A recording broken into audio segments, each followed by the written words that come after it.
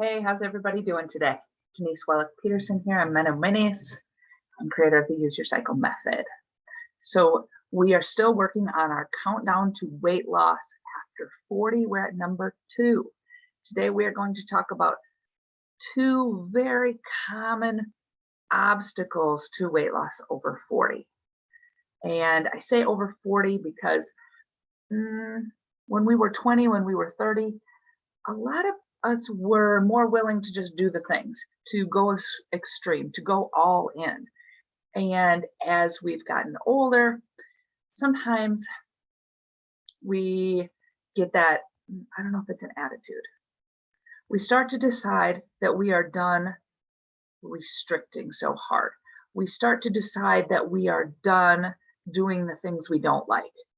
We are going to eat what we want to eat, drink what we want to drink, do what we want to do. And first of all, I think that's great, right? In most of the areas of life, I think it's great that we have finally decided that we don't need to live in this area of black or white, left or right, extreme, or like all in or all out, right? We're trying to find that moderate point, that point where we can just live life, but still enjoy it, right?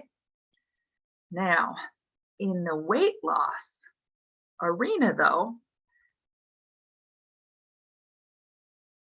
I don't want to say we have to do things we don't like, but we do have to try new things, right? And so today I want to talk about 2 things that I received over the years, over and over and over and over and over and over again, on people just being like, I'm all in, I'm all in. Whoa, Denise, no, I'm not willing to do that. No, that's a hard no. Come up with something else. Okay. And like I said, I get it, right? We've reached an age where we're like, I am so over with cabbage soup and, you know, all the crazy things we did, right? So the first obstacle, block, area of resistance is when I say, you know, one of the biggest predictors in weight loss is how much you can reduce your stress. And first of all, that's kind of woo-woo. Hey, Denise, I came to you as personal trainer for exercise. I came to you for nutrition. Why are we talking about stress? Okay, so here's the deal. When you are stressed out, and I talk about this over and over and over and over again, whether it's a fight with your honey or your teenage kids or road rage, or you got fired from your boss, or the price of gas, for God's sakes, right? When you're stressed out, your cortisol goes up. It's like the tiger is chasing you, right? But again, we're not running from that tiger to stay alive. We are like stewing in our juices. We're like clenching our jaws, gnashing our teeth, but we're not running off the cortisol. Now remember, cortisol's job is to stop all non-essential functions to get you away from the tiger faster. No libido, no digestion, store everything. Store everything as fat right now and run, right? So if you are constantly living in this state of super high stress, you're always in this state of, you've got this fat storage soup going on, right? And that doesn't bode well for weight loss.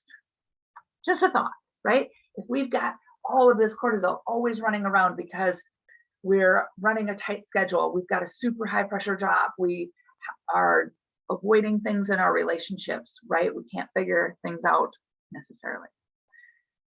Then we're going to stay in this fat storage soup.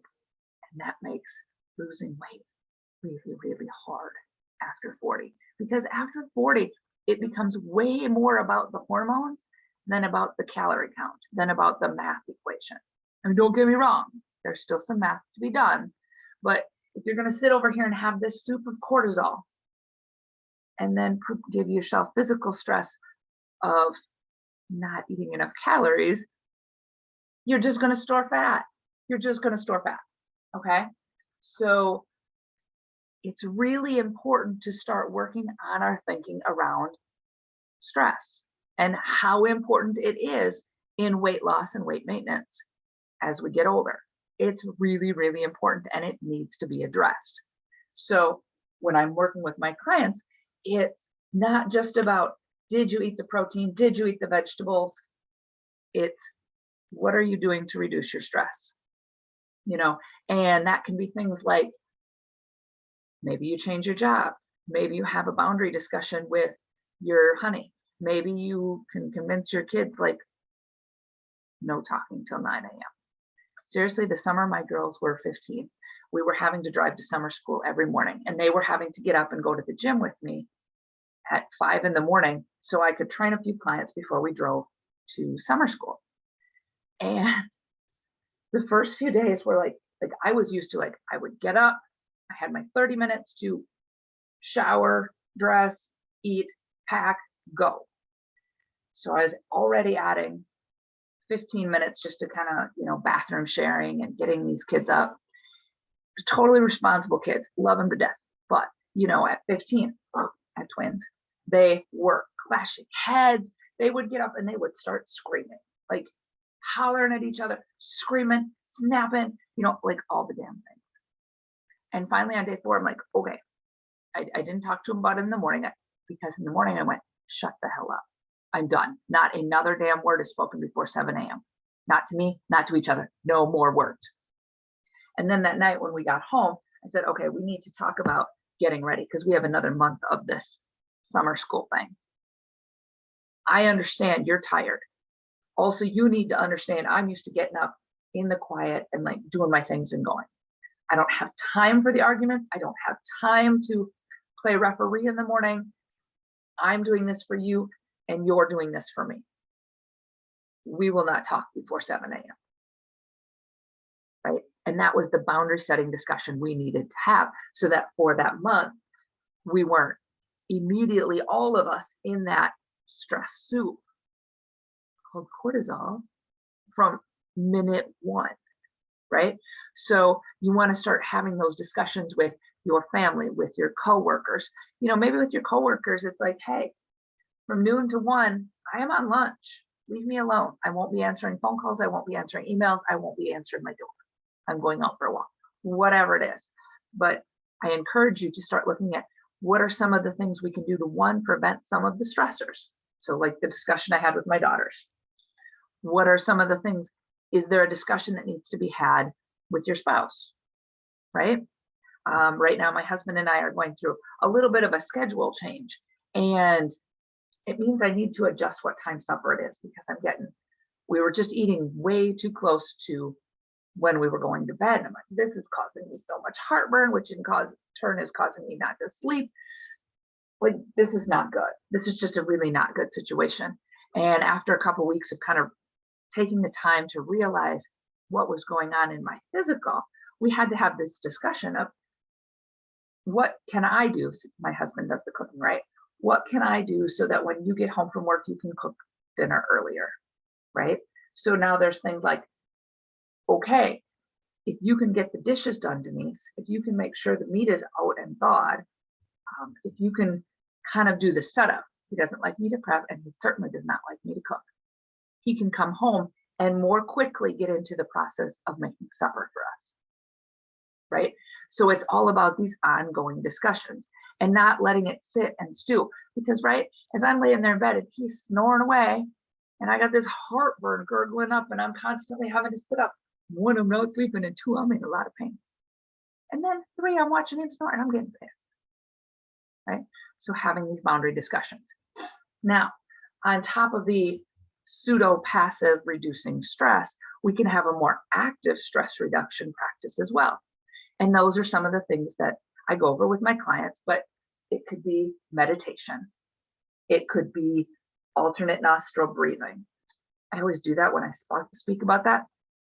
Look it up. It could be going for a walk in nature. It could be just sitting in the sun. It could be sunbathing. It could be petting a dog. It could be watching I Love Lucy kind of funny shows, right? But finding things that we can actively do to reduce our stress.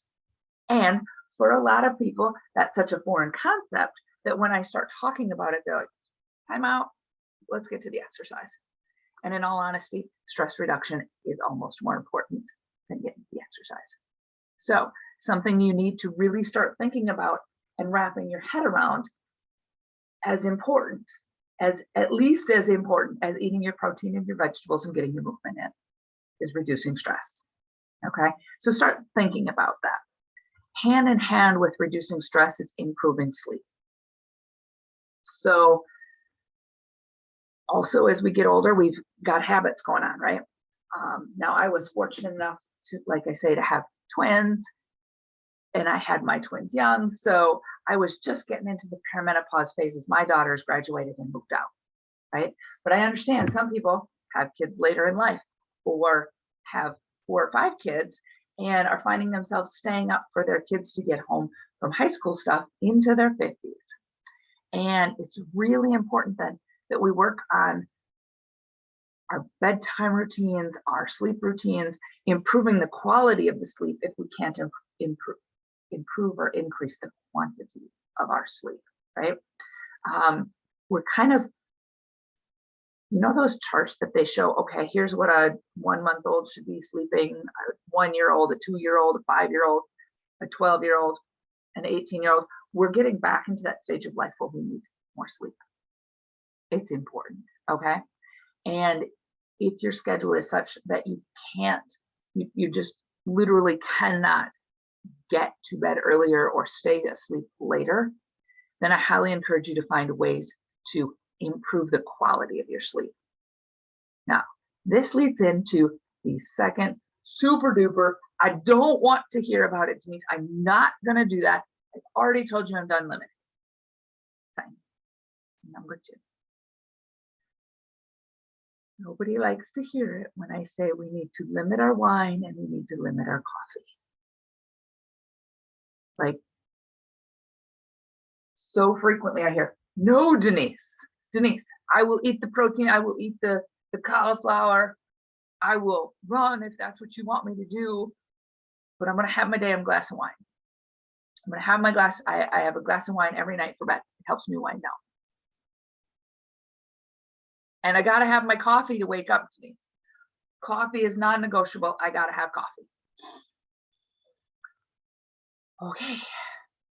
And then I need to go into this lesson of, first of all, do you need coffee or are you dependent on coffee? Most people, I think it's somewhere in the 65 to 70% of people, do not have the gene that deals with coffee or caffeine. So I don't care if it's coffee. You can tell me Monsters. You can tell me green tea. I don't care what you tell me. Most people do not have the MTHFR gene that deals with caffeine very well. And if you have more than 1 cup of coffee a day, or even any coffee, it's going to affect your sleep for far longer than we believe, right? And I feel like a lot of women come to me and say, coffee doesn't affect me that way. I can have coffee all day and go to sleep. I call bullshit. I call baloney. You're crazy. It is affecting you. You just don't realize it. You've built up a tolerance and you just don't realize that it's still affecting you, right? For a long time, I drank a couple cups of coffee a day, a coffee at lunchtime, right? And I was like, wasn't really equating it with, I can't sleep very well at night. And one day my husband was like, did you just go to the coffee shop at 5 p.m.? Yeah, I had a quad espresso. That's 4 shots of espresso. You wonder why you can't sleep. And all of a sudden it was like a lightning bolt. I'm like, oh my gosh, what the heck am I thinking here? Was it hard to give up that evening coffee? Yeah, because I worked in the evenings. It was hard, but I did it. And then it was just like when the coffee barista knows your name and your order and what time you're going to come in and has it sitting on the counter or is making it as she's seeing you drive in, maybe it's a problem, right? Maybe it's a problem. So here, 3-4 years ago, I was doing a hormone reset detox. And the first thing, give up coffee. It wasn't the first thing. I think it was the 4th thing. Give up coffee. I was like, oh my God, okay. I've been like working through it, cutting back, cutting back, and okay, give up coffee. On the end of the second day with no coffee, I was literally like, I'm so tired. Oh my gosh, what am I gonna do? And I happened to be at a ribbon cutting event, and I had literally a swig of coffee, and I was like, oh, I feel better. Note to self, coffee was effective. And then I proceeded to give up coffee for the next 2.5 weeks. And what I discovered was that after 4 or 5 days, all of a sudden, I was dreaming. I was sleeping hard. Like I wasn't getting up 2 or 3 times in the night. I wasn't tossing and turning. I fell asleep and I stayed asleep. And I woke up rested. And I was like, oh, snap. Okay, coffee does affect me.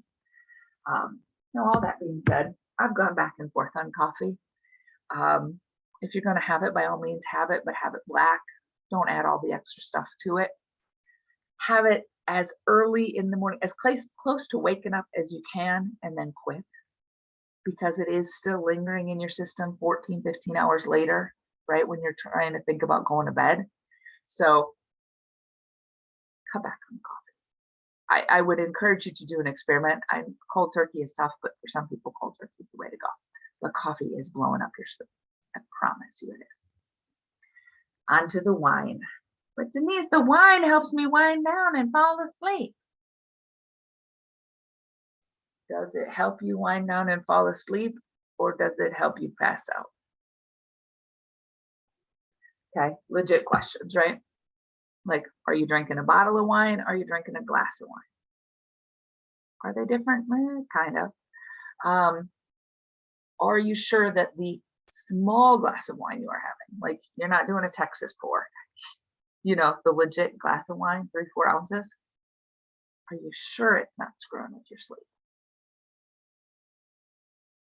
And again, I struggled with it for a while. I was probably drinking 2 or 3 glasses of wine a night.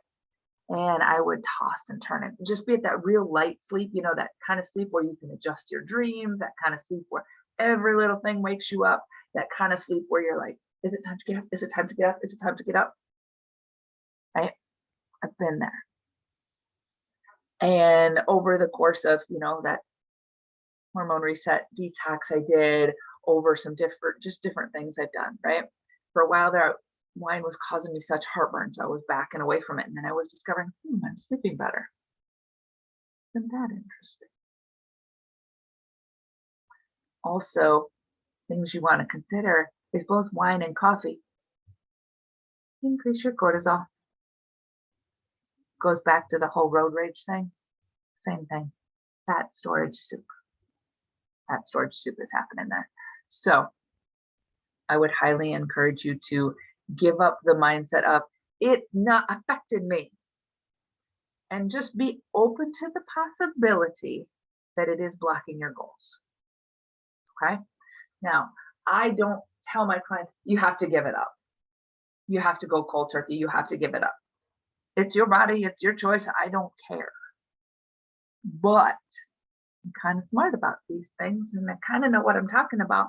And while I don't pretend to know exactly what's going on in your body, and you're the one that has to do the experiment, I can tell you from my experience, this is what happened. From other clients' experience, this is what happened. Very rarely do I come across a client who gives it up and has no change in their sleep or in their weight. Okay, so I would encourage you to be open to the ideas that your body is more than a math equation, that there are other things to be considered. And I'm not asking you to give up your coffee and your alcohol for the rest of your life. You might find when you give them up for a while, the quality of sleep that you have is so improved, you're not really so inclined to just habitually grab that glass of wine, right? Now, I go in phases, and I went dry here for about a month, and it wasn't, I'm going dry for a month. It was just, man, this wine is giving me such heartburn. right? Like I cut back, way back on my drinking. And I had some wine here the other night and I was like, oh, yay, it did not cause me massive heartburn. Yay. It screwed with my sleep that night. And it was like, okay, still screws with my sleep though, right? I'm not saying you can't ever have wine again, but I'm saying at least if you experiment with this, you go into the decision with knowledge, right? Because if you have been drinking a glass of wine with supper or after supper every night for the last 10 years, now you're like, wine doesn't affect me. Like you just have that back of your mind that wine doesn't affect you. First of all, over the last 10 years, your hormones have changed. I don't care what IGR, your hormones have changed. So that changes your body chemistry, and that actually does affect if wine is affecting you. So what if you say, okay, I don't think it affects me, but I'm going to take it out of my system for a few weeks and then add it back in and try. Like now it's a decision. And then if you take it out for a few weeks and go, oh, wow, it does affect my sleep. Now it's a decision. Am I up for a couple of shitty nights of sleep? Do I have time for that in my schedule? Am I prepared for the 2 steps back that's going to take me for a week in my weight loss goals? Because now I know it does affect me. Those are just things that I need you to be open your mind to and consider, because I know we're at the age where it's like, screw it, I'm done restricting. I'm going to do what I want, drink what I want, eat what I want, when I want. And you can do those things, but all of those things do have, it's a cause and effect. It's cause and effect. But if you experiment with them and decide and figure out that, oh, wine does affect me. Oh, I feel so much more peppy without coffee. You just have to remember things like it takes 4 days for mouth to out the food. And it takes a little bit longer than that with things like alcohol and coffee, because they're messing with a lot of different systems. And not only do we have to get all of the caffeine out of the system or all of the alcohol, we need to then see how we feel without it in our system. So yeah, at least a week. And I'd encourage 2 or 3. But that's things I talk about in my Use Your Cycle program. More in depth, I talk about it in my book. And all right, yep, here's your call to action. On June 2nd at 9 in the morning Central Time, I'm going to do a webinar on all of these 5 things that we've been talking about on our countdown to weight loss. I'm going to do it in the Menopause Project on Facebook, and there will be some PDFs, things to go with that. I'd love to know if you're interested. Drop a comment, shoot me an email, let me know, but keep your eyes and ears posted. You might want to join the Menopause Project on Facebook if you're so inclined, so you make sure you get the notifications on that. And I think that's all I have for today. Next time we are talking about the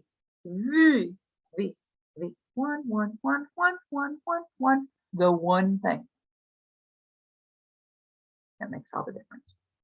Because all of these things we've been talking about through the whole countdown series make a difference. But without this one thing, I don't care if you do the others or not.